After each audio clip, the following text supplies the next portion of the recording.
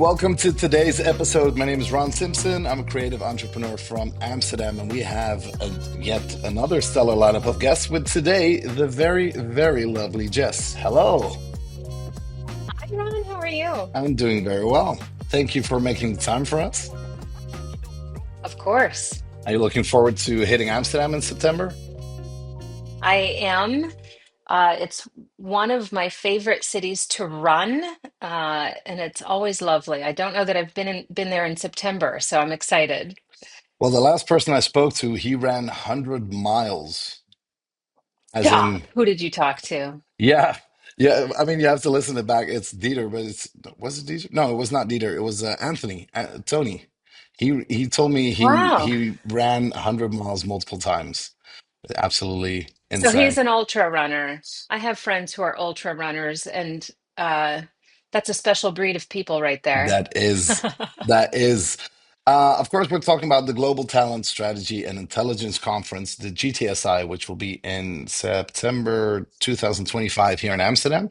You'll be on stage. All the other guests that we have in this podcast and all the snippets will be there as well. Um, but I'm looking forward to that because we're going to discuss data and disruption and the world of talent acquisition and AI and shortages and workforce strategies and a whole bunch of buzzword bingos. You ready? Yeah, ready. Okay, cool. So, first things first, I've obviously read your resume, I've read your bio, I've read all of these things, and I think it's absolutely amazing. But let's say you lived under a rock and no one has a Mm. clue who they're listening to, but they look forward to it. How would you introduce yourself and your work at a party? Oh my gosh, that's what an amazing question. I wish I had had this one in advance. I saw a really funny, I was tagged in a LinkedIn post the other day, and it was something about if your career could be represented with a song. And I was like, oh my gosh. And I went to Chat GPT. My AI knows me pretty well because I've been talking to it and training it for like 2.5 years now. So I went to my AI and I said, based on everything you know about me, based on everything I care about and everything I write about, what song represents my career? What a cool prompt, right? Like, what a Absolutely, great yeah. prompt. Was it And Pitbull? and I No. it was not Pitbull. It was and I love rock songs. I don't know if my AI would know that I love rock, but it was Florence and the Machine, Dog Days Are Over. Wow. It's like That's a really cool description of why. and a good taste as well. Good taste. So I've spent my whole career in this industry, and by this industry, I mean people, work tech, experience design, talent solutions. And I love the description it gave for like why that song, because I'm a little bit of an activist, you could say. I think we've done a poor job of meeting talent where they are, designing respectful and respectable experiences for people. We let candidates fall into a black hole of experience where they don't get any feedback or resolution to their applications. And then when you become a part of the workforce, we do a poor job of continuing to connect talent to opportunities, to develop them the way they want, to connect them to meaningful learning opportunities. So I'm a little bit of a uh, an activist, you could say, in terms of creating the experiences talent needs, expects, deserves. All of that produces business outcomes when we do it right. That is quite a party intro. That is Yeah. quite a party intro. So I've heard from a little bird that you wear a lot of rock t-shirts. I have, I'm kind of a fan of like, do you know how Steve Jobs had sort of a uniform? Yeah, We just I actually expected the studied black that. turtleneck. And yes, I love that. And I'm kind of a fan of like the uniform or even like the capsule wardrobe. Like just have a look and wear the look. It's what people know and expect from you. And then you don't have to think about it so much. I'm a fan. And if I had to create a capsule wardrobe for myself, it would probably be the 30 rock t-shirts or something. I don't even know if it's 30. I love rock t-shirts. I love rock music. Cool. So that would be like your uniform. I love that. I actually I dived think it into would that be. study. Do you know why they do that? No. I might be a little bit of branding, like personal branding. I don't A little know. What bit, did you yeah. find in your I found in a study that the problem with people running companies that size is that you don't know everyone, but everyone knows you. And therefore, Mhm. the bias that is created by seeing you multiplies by the mass of amount of people that work there. And so you could have a day where you are, in big meetings, totally dressed up, looking the part, you look amazing. And the next day it might just be a Tuesday and you're like, I'm just gonna, work behind my laptop, whatever. And you just come in a t-shirt and a pair of pants. And then the bias of that amount of people thinking, oh, he doesn't look that good today, or she doesn't look as good as yesterday, or whatever, that actually has effect on the output. So it's Interesting? not just the not thinking about it in the morning. Most creative decisions are done in the morning, so they want to keep your brain free and figure out all the time. But it's also like a huge impact on bias, which I thought was interesting. That is interesting. I saw something the other day. It was actually a man posting it about one of his female colleagues, and he uh, was making a comment about her crazy heels. Like these guys were complaining about their stiff business shoes, and I can't wait to change into my trainers or whatever. And here she's like in these like 4-inch stiletto heels, and they're like, "How do you do that?" And she said, "I wear these so I can look you straight in the eye when I have a conversation in a circle of men." Like the height difference means something to me, and I'd rather look you straight in the eye. So there's no difference. It's never just an Interesting. I outfit, love is it? Yeah, it's never just an outfit. I like that. So let's say your resume, which is expansive, right? There's a lot on there. What would be the three highlights, the shiny disco balls on there that everyone should know? Mm. I don't know if I think about my accomplishments or my resume in quite that way. I'm proud of the work that I've done. I feel I feel lucky that I've had a view of the industry from every perspective. I've been on the talent side as a practitioner, actually delivering solutions, creating programs, designing experiences for people in the workforce. And I think when you get into the vendor space or the consultant space, if you've never sat in the seat of a practitioner, you're sort of missing something there. I feel like like once you get it, you always get it, and you never lose the fact that you've been, elbow deep in the work and you've Yeah. solved real problems inside the business. So I'm happy that I had that experience. I was always attracted to the vendor side because that's where you're actually designing solutions at scale and driving customers to full adoption and value. So there's a different sort of creativity that goes into actually driving value for multiple clients with different business problems. Never saw myself on the consultant side, but being on the strategy and advice um, side of things also. So I feel lucky that I've literally kind of approached this industry from every angle, every perspective. I'm most proud of work that has real impact. And I get to do that at work because work matters to people. It's the way we earn a living. Unless you inherited generational wealth. Like most of us have to go to work to get bills paid, but we don't want just that. We actually want it to matter. We want to have fun. We want to do good work with good people. We want to feel a sense of value and fulfillment. It's Maslow's hierarchy of needs. I firmly believe everybody should be able to have every need met on Maslow's hierarchy of needs at work. You should feel a sense of purpose and meaning and value. You should get excited about work. The statistics are dismal, like the number of people who really wake up getting excited to go to work, especially if you're frontline, you feel underpaid, undervalued. Like that's crap. Like why does that have to be? I get excited and proud of when I feel like I'm having real impact and I'm changing that narrative. Uh, but aside from my day job, I'm also a mom. I have 3 daughters, and I feel like I'm doing this work fast and furious because they're coming up and they're going to experience the workforce and they're understanding that there's still a freaking pay gap. Good Lord, like that shouldn't even exist. And I can't change that before they enter the world of work, but maybe I can have an impact in my lifetime.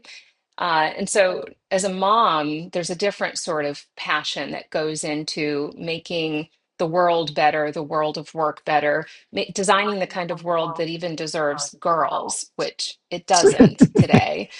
And then I also lead a nonprofit called Diverse Daisies, and it's a local nonprofit. It's here in Minneapolis where I live. I wish I could franchise it. I get asked that question all the time. I can only do so much, maybe one day, but that's designed to give every girl a place to belong and a place to grow, to expose every girl to experiences, opportunities, mentors, things they might not otherwise have access to. Um, so I love your question, but the stuff I'm proudest of doesn't just happen in my day job. I feel lucky that I get to create that kind of impact to make the world better, not just the working world, but the world better for everybody who's in it. I love that answer. Okay, so let's switch that question up. What is not on your resume that has impact in your real life besides obviously everything you just said? Could be anything, very small, very funny, very impactful, very personal, doesn't matter. What is the one thing that is missing on your resume that everyone knows about you as a person? Oh, that's a good question. It's so funny to me. I started this just popped up in my Facebook memories, and I'm like, oh my God, it's like my 9 year anniversary. So technically, it's been about a decade since I Mm. started racing. I when I was in high school, I Racing. played sport racing. Most Do people elaborate. know this about me. Like if you know me, you kind of know that like I have this thing for racing. And I didn't start it until I was a grown ass adult. Like after I had my kids, I played sports in school, but I wasn't like super competitive. I just Mhm. played, I played it as something to do. So I was not a super competitive athlete, didn't play sports in college, didn't really even have like a physical fitness story or desire or anything like through my 20s, well into my 30s. Then I had my three kids and I sort of had to like reset, like, holy crap, now I've had three kids in 5 years and now I'm raising babies and toddlers, and it was a little bit of like a reclaiming and a reset moment for me. Like, how do I get my body back? How do I feel good?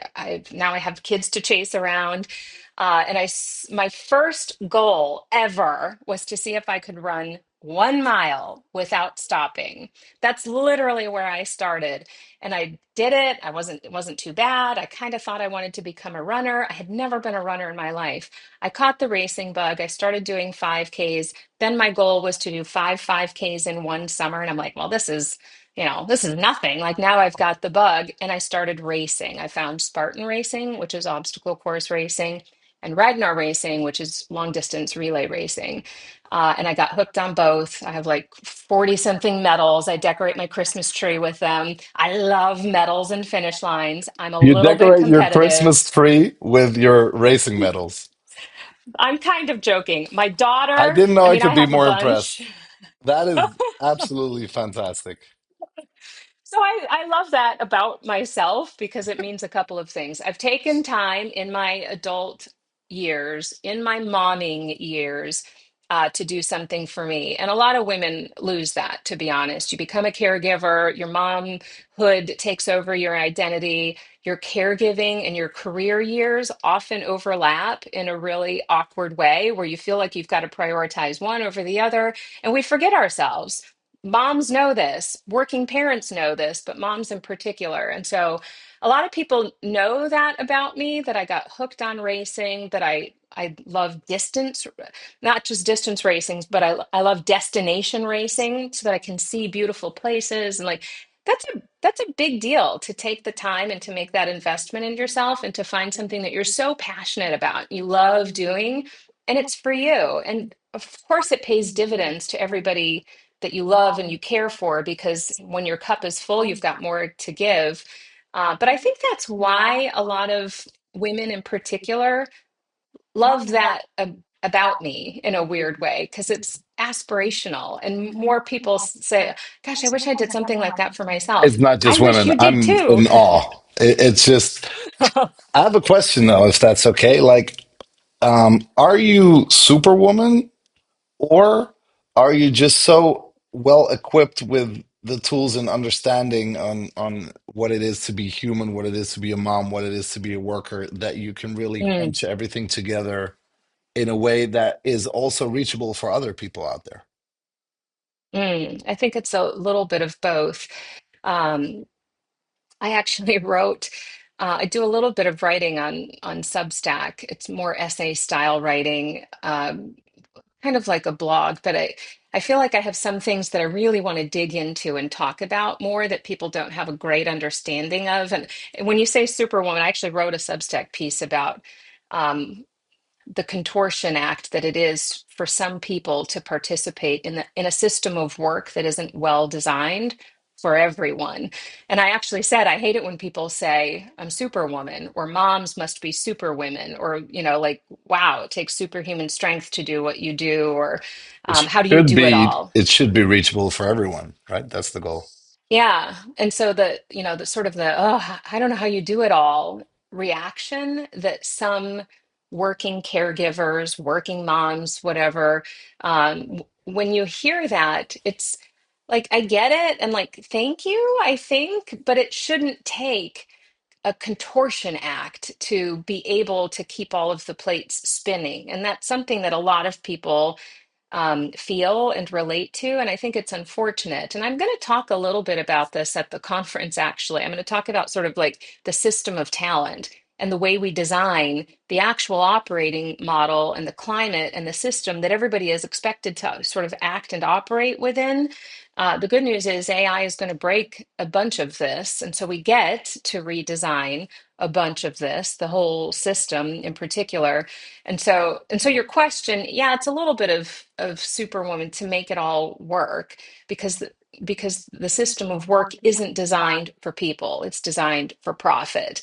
And so if we're going to have a system where people thrive, where people can keep whatever plate spinning they need to and want to, where their paycheck doesn't compete with their bills, where literally everybody feels like they have a shot to contribute as much or as little value as they want, to feel a sense of accomplishment, to earn the money that they need to earn. We've got a big redesign effort ahead of us. But yes, it's a little of that, and it's a little of me sort of learning how to make that work in my own life. Amazing. Does work feel like a race to you sometimes? Sure. I think because I guess I recognize some of the privilege I have in executing my own career. I've sort of earned my stripes along the way. I have a lot of flexibility in how I go about doing my work. Um, Even just how I manage my days and my calendar. And I totally get like, listen, I watch friends and my kids' friends' parents, like I watch other people how they work and how they kind of like sweat the details and getting to the office. Like I feel like I'm a little bit unique and a little bit privileged because I Mm, have flexibility. I understand my flexibility. I have a great deal of trust in, with the people I work with. And so I kind of get to just make it work for me. Not everybody gets to do that. Not everybody has that sense of flexibility and ease in how they go about doing their day and even in how their job is designed. So yeah, it's a little bit of a race. But I don't feel that pressure in the same way some people do who don't have the same voice and kind of privilege and influence to say, listen, this is what works for me, and this is how I'm going to work on my own terms. This is the value that I have to provide, and mm, this is how I'm going to contribute it. amazing. Thanks. So here's a bigger question, I guess. Like when it comes to transforming talent acquisition, workforce strategy, these type of things, how do you think, what would make the greatest impact in the future of that? So I think what's about to happen, artificial intelligence, everybody's talking about I think what's about to happen is that the dominoes are going to start to tip. Now that we understand the capabilities of AI and the impact on productivity and efficiency for sure, but it's not just the same people doing the same jobs faster and more efficiently. Hmm. Like, can we drive down the cost per unit of work with AI? Sure, but that's like that we're just scratching the surface of what's really going to happen, which is displacement of people, impact on jobs. Some jobs just won't exist anymore because we'll automate the heck out of everything. So we're going to fundamentally change the types of jobs that exist, which changes the people who do them and the skills they require to do different types of work. And so we've got a huge work redesign, kind of mountain to climb coming up. And the other thing that AI will do is just better insights. And I think we're probably going to have some insight fatigue where now we have such rich real-time intelligence about how people are working and retention risks and who has what skills and how to deploy them in the workforce. That uh, sort of insight fatigue is going to lead to like more pressure to act and execute differently and design things differently. And so it'll be really interesting to see businesses respond with the intelligence and the insights they now have, the pressure they have to redesign the systems of work for people, and that's probably in the next couple of years. So from a talent acquisition function, how you attract and nurture the right types of talent for your business, how you even bring them into your business, and then how you immediately put them on a path to value, a path to upskilling, development paths, all of that is going to be disrupted. Okay. And AI is this, I mean, it's a huge force, right? It's almost unreal size-wise for the mind to scale and think of everything that it's going to be doing. It's like the fourth or fifth, I think, revolution that we've seen in this way that really disrupts business, work, and all these other things. Internet did it before, Steam did it, electricity did it, all these other ones. What about AI, whether it's a tool or an insight or anything else, gave you that real aha moment that you were looking at it and said like, ah, okay, this is how we're going to use this in our advantage? Um, I feel like I study this quite a bit. I mean, I speak about this and I advise clients on this, which means I study it. I think you can't be a steward of something unless you're a student of it. And I Amen. read, I study all the time. And so I feel like I'm still having aha moments every day. I think AI feels so exciting and scary to people at the same time because it's the first technology we haven't fully understood how it works, what it can do, how to train it, how to audit and govern it. The technology is moving faster than our understanding of the technology, which means there's a trust gap. It means we're going to screw up a few times and have to Guaranteed. be willing. Yeah, so we're going to have to be. We have to sort of design a way of executing this stuff that means which like we have to design it in such a way that we don't trust it, that we assume it's going to make mistakes, that we assume we're going to get it wrong, that it needs to be heavily governed and managed, and we have to constantly be willing to go back and refine and improve, test and improve. And I think we're starting to learn that as we move past sort of the excitement phase into the experimentation phase, into the serious investment phase. A lot of organizations, and we're seeing more and more of this at Mercer, are saying, okay, help us deploy for scale now. We have to get out of pilot projects, out of proofs of concept, and we have to start deploying real systems of scale and understand what kind of business outcome we're even reporting. It's, the old CEO stat, 10 to 30% productivity lift. That's doing the same work faster, more efficiently, and looking for headcount to riff. I mean, that's really what it is. This is Mhm. more than a headcount optimization exercise for businesses. This is understanding what kind of business you can actually be and create, and the role of technology in executing on that, and what that requires for a human workforce to execute alongside technology? That's a big question. That's a very big question. Do you think the impact, obviously, I mean, I wasn't there when they invented Steam, but I can imagine the type of impact it had on industries, and I was there when internet came out and all these new innovative things. But this one feels like particularly like a threat to a lot of people, I think, because it's the first time that technology is going head to head with a human, right? It's Yeah. like it's the tasks we do. instead of, replacing a horse or um, anything but a human being. Do you think it's more of that, or do you think that the role of like communication and social media and being able to read all these things and discover all these things has a bigger impact on people when it comes to AI? Mhm. I think there is a bigger impact, and it's some of what you said. The fact that technology can do some of our cognition and some of our computing. It's a little bit like, humans don't have to push the plow anymore. Let a horse pull it, let a steam engine pull it, it's a little bit of that sort of Darwinism of work. Like technology should propel progress and innovation, and humans shouldn't have to labor so physically and so hard. It's a little bit of that, but there's other questions like can technology think like the human brain? Can it be taught to feel emotions? Can I actually speak to it like my therapist? Um, does it truly learn me, or like who's training who? Like, am Yeah. I training the technology, or is the technology like somehow retooling humans? And so we've never really asked those questions before. And again, that's where trust comes in.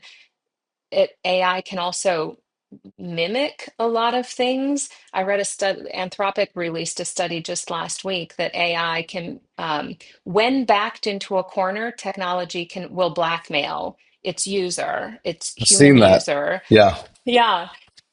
In order to prevent its own demise. So when I say when backed into a corner, Survival instinct. Yeah.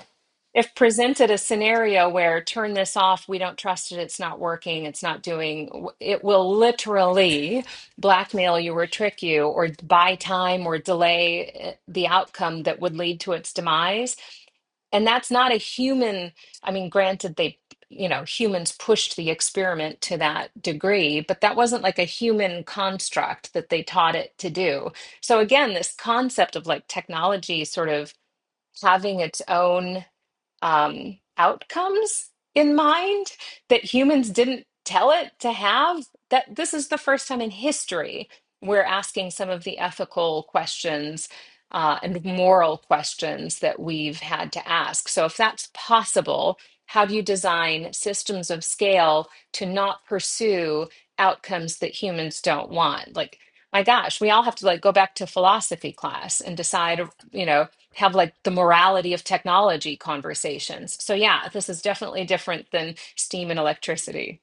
Super interesting. Well, you might have one, but assuming you don't have a crystal ball, right? Assuming you can't predict the future, would you give us a try and tell us where do you think talent acquisition and HR tech is heading in the next 2 to 3 years? I think there's going to be this is also the first piece of technology that's technically infrastructure. It's kind of back end, back office technology. It's definitely infrastructure, database, application layer technology, but it sits quite close to the human. It sits closer to people than most back end, back office technology has ever sat. So it's an interesting conundrum. We're designing consumer grade experiences that people interact with that impact our decisions about people's decisions about companies. Like think about a recruit, we'll have completely like lights out recruiting. You'll get a job without ever talking to a human, Oh yeah, without a you, human you think it reviewing your will app. AI Oh, will replace for traditional sure. hiring practices all the way? Absolutely. Yeah, I mean, full recruitment automation. Technology will design and deliver all of the experiences that find you, match you to opportunities, encourage and help you to apply, evaluate and assess your qualifications, put you through an interview process, recommend you to the hiring manager. Yes, humans in the loop, all of that stuff for validation of the right decisions, but that is not far off. Do you think the other party, as in the one who's seeking a job, will use the same tech and it'll just be a bot talking to a Absolutely. bot at the end? And then, Absolutely. In fact, some technology providers are already designing AI detection. So it's a tricky conundrum. Like if you're a good solution provider, if you're designing the tech that candidates and employees are using, that you should provide it to them as well. Like if you're using AI to assess them, you should say, "Oh, hey, by the way, if you want to use some tools to better, like here's some AI to help you understand us as an organization and culture fit and the skills we're looking for." So, of course, job seekers are using AI to retrofit their resumes, to get application assistance, even to game the system a little bit in terms of like taking assessments and taking mock interviews. Help me practice an interview for this job with this company, knowing everything you know about the people they hire and my experience. That's not a bad thing, but that's a slippery slope. Like, when does that become cheating to use all this AI to get your way through an interview process? So now solution providers are designing AI detection tools. They're giving support, like, sure, use AI to explore us too. We're using it to assess you, but also don't cheat. And here's what we mean by cheating: your resume has to be real. You have to be real. We actually want you participating in the interview, not your AI. And so it's a weird kind of landscape where now, like, it's almost like this like Mexican shootout. Like we're both using AI to assess and evaluate each other, and everybody wants the right fit. Like we all want a good outcome where the right people get matched to the right opportunities with the right employers. Nobody wants a bad fit, but it's like this weird dance that everybody's doing with how much technology you actually use to have a real conversation to find out if this is a good match for both of us. But designed well, yes, tech can probably do a better job than humans in some cases of finding and connecting and engaging and assessing. We've already been using tech for all of these things, but now we're getting to the point where really well designed and well executed, it can do almost the whole thing. Using it as a tool is a different, way different than replacement, right? It's just Yeah. it's something we're going to get used to. Okay, so let's take it a little bit more personal, right? Looking ahead, currently on your strategic workforce agenda, right? What's on your calendar for the next 24 or 36 months? What are you doing? What are you doing? No, what are we doing? Yeah, I think work redesign is massive. I think, as I mentioned at the top, AI is going to produce a lot of insights in real time. It's almost like we're just going to have like a real time, like driving a vehicle. You have a Dashboard. dashboard Yeah. full of gauges telling you if your fuel is in, how fast you're going. Like the work dashboard of like who's doing what, how work is happening, how talent is deployed, who we need, where we're short, where we're, where we have redundancies. That dashboard is so hypothetical dashboard, but also real, is so real time and rich with data right now because the the tech stack is like an intelligence stack now. Like there's no reason not to have a real time understanding about what's happening in your business.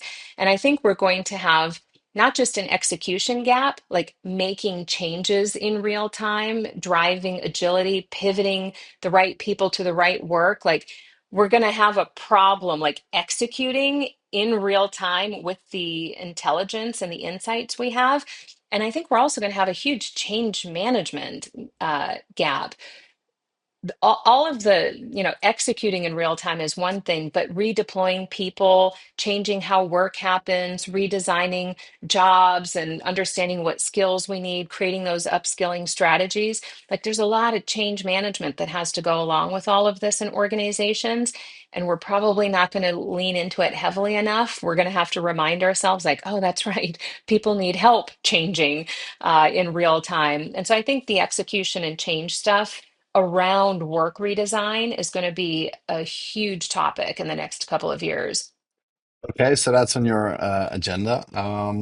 The thing with real time and all the other things that we are connected to right now is we get so much data, we get so much impact, and we can see everything, all the balls moving at the same time. And as the world is currently, or at least it feels like it's like half on fire at any given day. Big major Hmm. political changes every week almost. Then this happens and that happens, international incidents, whatever. Do you think that it is still a good plan to like try and plan 3 to 5 years ahead, or is it with this real-time dashboard a better idea to keep the ball a bit more flexible and closer to the chest? Yeah, for sure. No more 3-year plans. There are no long-term roadmaps. You can have one, you can set it, but plan to throw most of it away. I think that's going to be a a big wake-up call for a lot of organizations. You can have a plan, but you better plan to change. And that's a mindset shift. Even if a leader has the right mindset, and some of them won't or don't yet, you Hmm. have to get everybody else on board with that sense of being nimble and agile and executing decisions fast, not only making decisions fast, but be willing to fail fast, be willing to go back and correct. Communication gaps. You have to communicate probably 10 times more than you think you need because things change and you've got to keep people up to speed and keep them on board with where you're going directionally, but also sort of the need to pivot in real time. Yeah. So that's part of executing change is literally just communicating fast and furious to keep everybody directionally aligned and understand what the north star is, so they know they're doing the right thing in real time. They feel empowered to make decisions and act fast but also correct mistakes in real time. That's a pace that I hear about. Change fatigue all the time. I don't think it's change fatigue. I think it's failure fatigue. People can move fast. We can be nimble if we have the right conditions and the right environment and the right permission to execute and make decisions. But we don't enable and empower people that way. Not truly. That's a system that you have to set up. That's a leadership strategy, a communication strategy. You have to put the right people in place to execute that way. So we have to sort of set up this system that handles and manages change well and fast. And then I think people will thrive. I don't think there's change fatigue. I think it's we haven't set them up to operate in the current system of and pace of change. I think it's also the why a little bit, right? So I've done a whole bunch of businesses from startup level all the way up, and there everything changes every 5 minutes, but it changes in the right Yeah. direction. If you have to change and do something new because it helps or it's better, I think that's a totally different thing than having to change because someone predicted something again that didn't work again and everyone already sort of knew about it. And if you do 1,000 backward changes versus forward changes, I think that really Yeah. impacts it a lot. And my favorite quote about this is obviously Mike Tyson saying, "Everyone has a plan until you get Yes. punched in the mouth." You know, Totally. which Yes. is life. Yeah, I think you're right. And it's back to sort of like the North Star, like the why, the mission, the purpose. If you tell people this is the goal, it's tomorrow is going to be better than today. And if I just understand that that's the goal, then then you open up the landscape of tactics that might help us get there. There's no right or wrong answer as long as you know, hey, what the means to the it must serve the end. But we are going to play and experiment and try a few things and A/B testing or whatever. We're going to plan to fail until we understand that we've achieved the outcome. I think it's really defining the outcome, defining the problem to solve, and articulating what a successful outcome looks like. Then give people permission to get there and figure out the best way to get there. That makes a lot of sense. So yeah, traditional long-term planning is dead. Let's bury it Yes. today. Goodbye. Good riddance. Yeah. Now you're going to be a speaker, and for everyone listening right now, they understand that you are a very good speaker, as I've been, clinging to every word you say for the past 30 minutes. Um, but let's say we had to shrink all of that, and you would have one slide Mm. only. What would be on it when you step on the stage in Amsterdam in September? Well, I am going to talk about the broader climate of talent and change, but my favorite quote related to that is change is the strategy, not the enemy. Because I really do think this is our biggest mindset barrier to activating, executing, bringing people on a journey of transformation, understanding the impact of like AI isn't a like it's not a AI isn't the goal. we're talking about like means to an end. If you're driving transformation, if you're accelerating change, if you're trying to get your business from point A to point B, AI is just a tactic. It's not the goal. It's a tool that you're going to use, but you can't overcome all of the change and transformation barriers unless you actually embrace change as one of the tools in your toolkit. So I would say it's that. It's every time I show this slide, cameras go up and everybody's snapping a picture. I'm like, why is this so impactful? I But made a I think it's mental because it picture means twice something. already. Yeah, no, I think it's very strong because Yeah, you say a lot with the least amount of words. And that is something yeah. that is worth remembering in my book. So, change is the strategy, not the enemy, is something I think I'm going to share at least 10 times with people today. So I see that. Good. I look forward to the other slides as well, if this is already one, which is a good idea. Now, I read something about you torturing data until it confesses. What? Yeah, it says, uh, let's talk a little bit about data. And it said, there's data sets, and you can do whatever you want with data sets. Obviously, data by itself is probably It's true. worth nothing. It's all about how do you analyze? What type of insights do you get out of it? What story do you create? And Yeah. so data is also very good at coloring opinions and making, things look better than they are until you torture the data and make it confess the real truth. Hmm. So what is your feeling about data? Is it something that is going to help us way more and more, or is it actually also going to be a problem for a lot of people because they're going to use it in a different way? What a good question. I don't think I can credit my dad with this, but he said it all the time. I'm sure he got it from somewhere else. There's lies, damn lies, and statistics. Data is kind of like that. I can source any stat I want. If I want to say people fear AI more than they embrace it, give me a stat to show that. I'll find it and be credible. If I want to find the opposite stat, no, no, no, more people are hungry and excited about AI than fear it. Tell me why and give me a stat. I can find that one too. And so it's it requires a little bit of it's like art and science both. You have to be willing to be wrong and let the data tell you what is actually true and fact, and not go in with preconceived notions or assumptions about what you want to be true. Make the data tell me that. You have to be willing to start from a clean slate and say, what is no preconceived, nothing pre-assumed. What is the data actually telling me? And be willing to be surprised, be willing to be wrong, be willing to throw assumptions out the window. I think that's when we get to the real heart of the matter. If you really and what are you trying to achieve with data? You're probably trying to learn something, to gain insight, to understand trends, to support the right decision. So you have to be willing to sort of go in and say, you know, help me get to the right decision by telling me what I don't know. I actually, when I use AI every single day, I always say, prove it to me, tell me the opposite, give me, like I counter it all the time Devil's to advocate. challenge the output. Did you ever get in trouble? Like I'm quite a personally, I love good stories. I check sources and I check data because I think it's important when you make big decisions.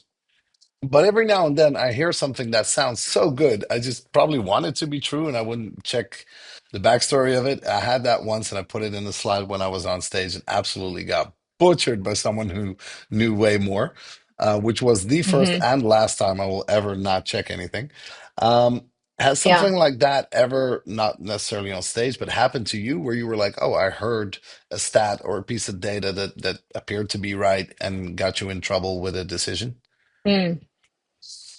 Not quite to that extreme, but I do remember when I was probably one of the first people to start writing about the gender gap in AI. Nobody was really talking about it, but I had a hunch and I went hunting. Like, what is the gender gap? I feel like women use AI less, trust AI less, and will be disproportionately impacted. There will be more unintended harm to women. Like I had a hunch and I went and I started my research and found a bunch of sources that said, yes, we use it less because we're underrepresented in STEM fields where it's being researched and designed and deployed. So that part makes sense. We trust it less for other reasons. We're more often the targets of online scamming, financial fraud, deep fake. Like, so yes, we trust it less. And we're caregivers who think about the impact on mental health and social isolation. And so we're also thinking about kids we're caring for, so all of these reasons.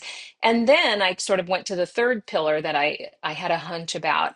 Will we be disproportionately impacted? Yes, because the first jobs to be replaced or displaced are those, administration and clerical and retail and hospitality. And we're overrepresented in those jobs and in Hmm. some of those fields. And so my hunches were all true, but I was very cautious because I was like, okay, nobody's talking about this, and I'm going to come out with this big loud voice women that there's a massive gender gap that needs to be addressed in AI because that's a trust gap. And we're going to scale a system not built with everybody's outcomes in mind if we're not careful and if we don't start studying this.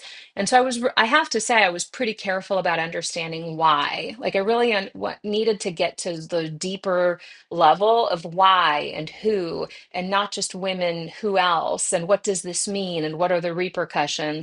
And I still revisit, I get asked to talk about it quite a bit. And I still revisit my research and go back to the data and see what's changing and how fast and how are we overcoming this? Because I don't try, like, you can't sit on a single data point for too long. Too much Yeah, changes too it fast. moves. So you have to be willing to go back to the well and see what's still true, why it's still true, what factors are impacting this. And again, be willing to be wrong. Like I'll ask for the opposite argument just to poke holes in it. What I also like is the fact that when you started explaining this, you started with a gut feeling, right? There's Yeah. still intuition. You had an idea that this probably would be like that, and then went to look for the data to back it up. Um, do you think balancing data and intuition and experience is the way to do it, or should we just lean solely on data and leave feelings out of it? I mean, again, back to the be willing to be wrong and be willing to leave your emotions at the door and your assumptions at the door. But remember, like, AI doesn't have human instinct yet. So while I say, prove this to me, tell me what I'm missing based on everything you know about me, or pretend you know nothing about me, tell me some other things. Like I kind of test, whatever model I'm using for research in different ways to be a little self-aware and Hmm. self-correcting and aware of gaps. But but the human intuition thing, trusting your gut, having an instinct, knowing what you know about the world, or having sort of contextual awareness. AI will get better and better at that too, but having emotional intelligence, contextual awareness, a real understanding of what's true in the world, not, what a model has gleaned from the Internet of Things, which is full of garbage, by the way. Like, Yeah. we're using publicly available data and the Internet of Things that's like, who said that's good? And now we're going to have more AI generated content be part of that world of data that it's drawing upon. So it's like we're going to start like feeding it Diluted, like recycled. Yeah, I feel you. yes. And so, like, yes, keep your human brain turned on and your cognition turned way up high and your emotional intelligence and your sense of awareness. Like, you've got to read with a sense of there's sort of distilling and discernment. Distill down what you're consuming, what you're seeing. Don't take everything at face value. And then a sense of discernment about sort of fact checking, understanding, what does this really mean? That still takes a human to know what to do with, even if it's good data. Aha. I have an aha moment. Okay. Okay, so a few questions ago, you said the human recruitment system will be totally replaced by tech, Yeah. right? And now we're saying Yes. actually to Keep the human. keep the human side in it. So how would someone need to balance this if we apply this purely to talent strategy, right? With all this tech coming up, Yeah. it looks like it feels like it can replace everything, and then on the other side, you say, yeah, but it doesn't know everything yet, and it doesn't have human intuition. So, what is the end advice? Which one is it? Yeah, I mean, so humans have to design all of these systems, right? So if you're creating a full assessment process to understand what talent you need, where they exist, how to find them, how to attract and get them into the application funnel, who to, how to make those hiring decisions. Humans are designing that whole process, and that needs to be tested constantly. Are we hiring the right people? Did they end up staying and performing at a high level? Did we lose them and why? Which sources are producing this talent? What do we learn from that? What do we know about that? Like humans are still like the designers and architects of these systems, and they have to test and validate the outputs, which are in this case the hiring decisions. And so humans won't necessarily need to we don't need to be the operators in front of the machine at every step like we used to be. Like, we don't have to sit down and put hands on keyboard to run every single step of a workflow anymore, but we still need to design the system and test and validate the outputs, go back and optimize and refine for improvement. That's the critical role of the human moving forward. With the outcome for everyone in mind, right? Correct. Correct. Yeah. Okay, cool. Thanks for clearing that up. I was just wondering, like this, these interviews got me so deep into HR and talent acquisition. It's getting interesting even. Um, so let's talk LinkedIn and Indeed, right? So there's all these systems and CRMs and Lord knows what type of SaaS offerings to deal with talent acquisition. And then there's also the one that has a social side and all these like, huge platforms that are they feel standalone, but obviously they're not totally. But where do you think is the biggest challenge in today's environment, like within your industry, and then these platforms that are growing bigger and bigger and bigger? Yeah. So I started my career at sort of the onset of recruitment marketing, employer branding, targeted advertising, the job board phenomenon. It's pretty interesting. I think it was last week, like we saw the actual full demise of Monster and Career Builder, which were like giants back Giants, in the yeah, day. absolute giants. Yeah, and so the fact that something like that could be so big and such a phenomenon, and then completely, it's like blockbuster. It's just gone. And it didn't take that long. It was a few decades of Yeah, being like the whole thing and then being nothing. I'm definitely not saying that's what's happening with will happen with LinkedIn and Indeed, because they're more than job boards. They're more community platforms. They're social engagement. People use something like LinkedIn for professional connection and development. They have LinkedIn Learning. And so it's a little bit more than a job board. But I mm, think the talent game has also changed, where it used to be a game of volume, especially for employers. They would seek to attract everyone. They would pay, expensive ads to advertise jobs to the world, and they would try to fill the top of a funnel with as much applicant volume as possible. And then the whole system was designed to whittle down the funnel, to weed people out, to screen more people out than in. I think that's the part that's going to change the most. I think the fine tuning of hyper like not targeting. creating a massive. Yes, absolutely. Like if you're using tech and systems and intelligence and data right, you shouldn't need like you we shouldn't have the applicant volume that we Give have me five to good options. jobs. Yeah, Yes, not a exactly. And I thousand should never maybes. see a job that's not, yeah. And as an applicant, like, think about your Instagram feed, how good it is at understanding what products you might like. You bought this, so now I'm going to show you this.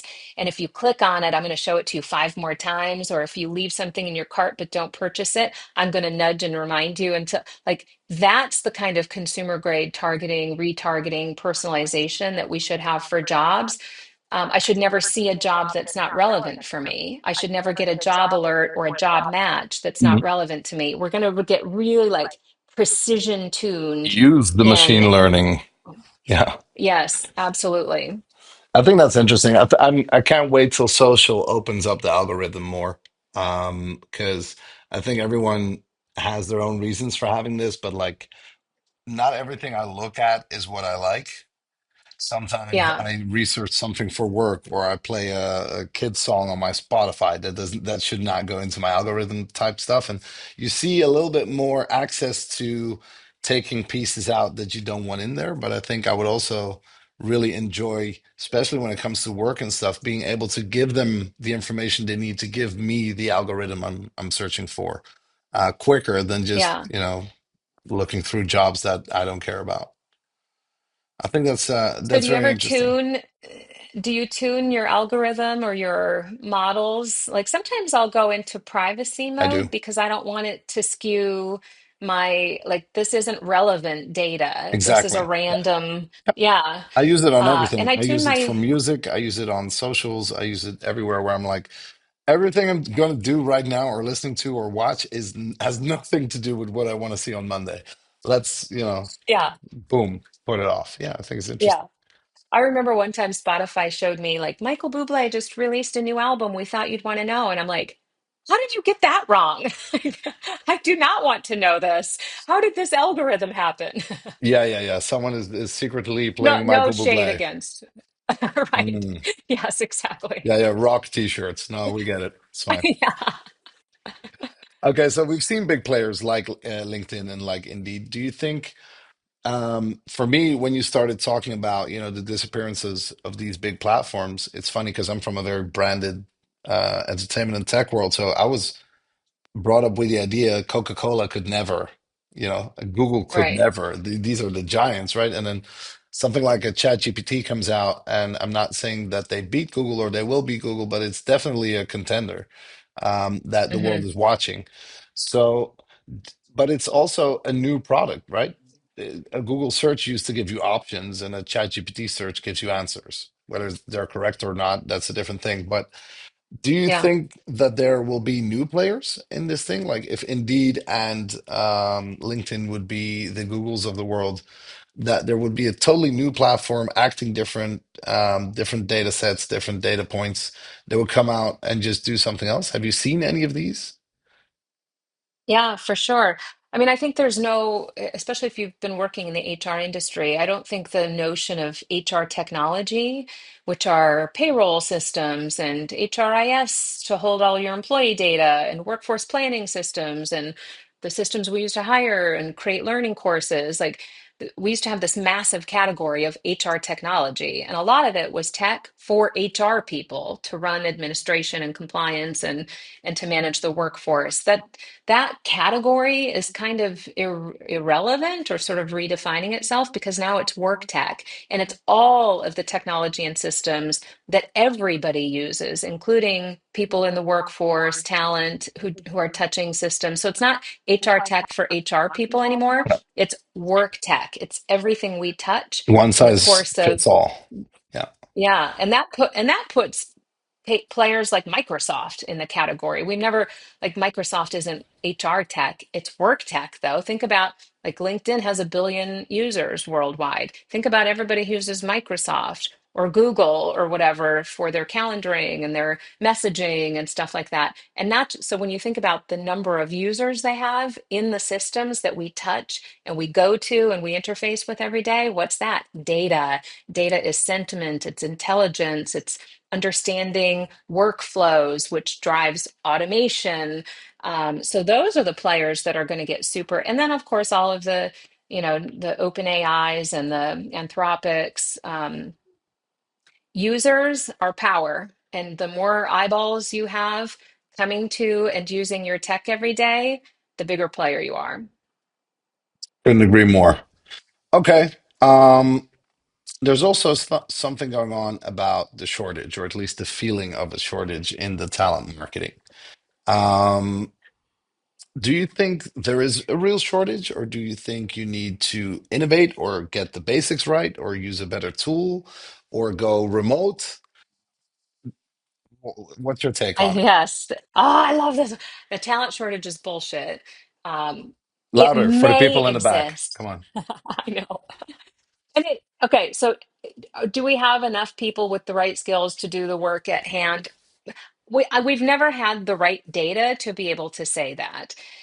I'm not saying it is actual bullshit. I'm saying we've never had enough data to really articulate where the shortages are. It drives me crazy when organizations keep saying, we can't find people, or we can't find the right people, yet the people in their own workforce, Amazon and Instagram, know more about your workforce than you do.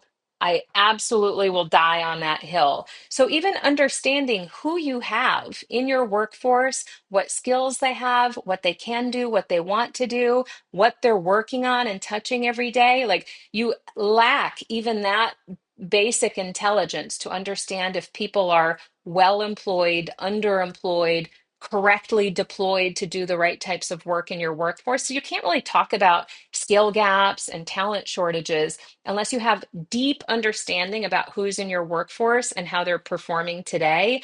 And then you can start to unravel, do we actually have a skill gap? Do we have talent shortages? We haven't done a good enough job of redeploying and recycling and developing and upskilling people to Mm. even say, to even know with any degree of accuracy whether we have skill gaps and talent shortages. So when I say it's bullshit, maybe you do, maybe you don't. Prove to me by deeply understanding who you have, who you need. Do those people exist? Are you finding hidden pools of talent? Like we're so lazy about all of that, and not lazy as humans, but like lazy with our intelligence and our understanding.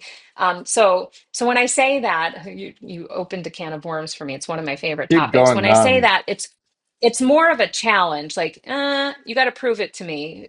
Maybe there's a skill gap, maybe there's a talent shortage, but I want you to prove to me where it is, because that will force you to deeply understand your own workforce, your own talent funnels, where those people might exist, hidden talent pools, better skill assessments. Like the prove it to me is a challenge to do all of that work before you can say that. So, in short, it's actually more about getting your basics right and figuring out everything that you already have in place, etc., versus trying to, Yeah. find another innovative tool to find these special people when you actually have no clue what you're doing. Yeah.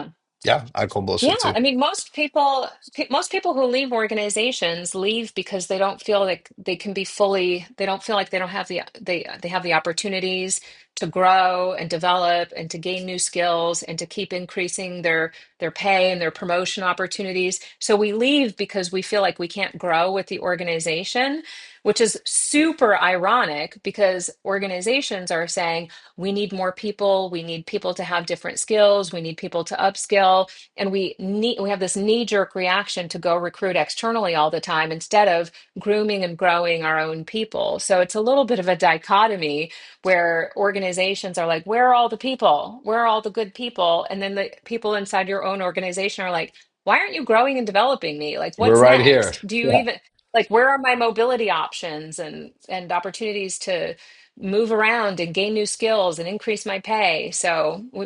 It's a lot of lip service. We can do a better job with our own people. I hear you. So, a lot of things to talk about.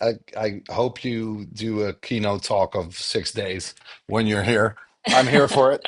The last one is actually, could you share one of your favorite quotes with us? We already had there's lies, damn lies, and then there's statistics. We already Yes. had change is the strategy, not the enemy. Um, we already had, well, that's not really a quote, but the fact that you listen to Michael Bublé a lot, like a lot. Yeah. And then could you share your favorite quote with us, please? Yeah, you know what? I've used this one several times in my writing and even in keynotes. And I've tried to source it because I want to give somebody credit for this quote. I don't know where I saw it. I saw it as like graffiti art somewhere. And it's something about the nature of punk. Punk is a revolution for those people who don't think they deserve it. And I use that all the time to talk about the talent revolution. We do. I mean, we started off the conversation this way. We do a poor job of designing the types of experiences that people deserve and need, and that would produce the outcomes the business wants too, by the way. And so I love that definition of punk because it feels revolutionary, it feels disruptive, and it's usually a groundswell, right? It's like the people, like the everyday people at the bottom who could absolutely tell you how things could work better, what they want, what they need, if only we would listen to the people and let people design experiences that they deserve and want, but also um, that the business ironically like doesn't understand like everybody can win. People, purpose, and profit. You can be a profitable business, you can be purpose driven and have a mission and have a set of values, and guess what? People can win too. Like everybody can win in this system. So that's my favorite quote, and I wish I knew who to attribute it to. I wish you did too, but for now, I'm just going to attribute it to you. Thank you so much I'm for your gonna time. take it. I mean, somebody can come up and like tell me, Yeah, "Hey, fight I me. said that once upon a time," but for now, Prove I'm gonna it. keep using it. Yeah, Yeah. I feel you. Thank you so much for your time. I think it was engaging, insightful, it was fun, it was entertaining, it was a great little sneak peek of what is to come in Amsterdam when you are here on stage. Remember at GTSI 2025 in September. So yeah, I can't wait to meet you Thank and all you. the other This will be ones, and fun. we're gonna have some fun. So thanks a lot, Yeah. and talk soon. Thank you. Bye. So make sure you join us for GTSI 2025 in Amsterdam and be a part of the future of workforce transformation. Until next time, stay ahead of the curve, which is something I would never say, but it's written right there.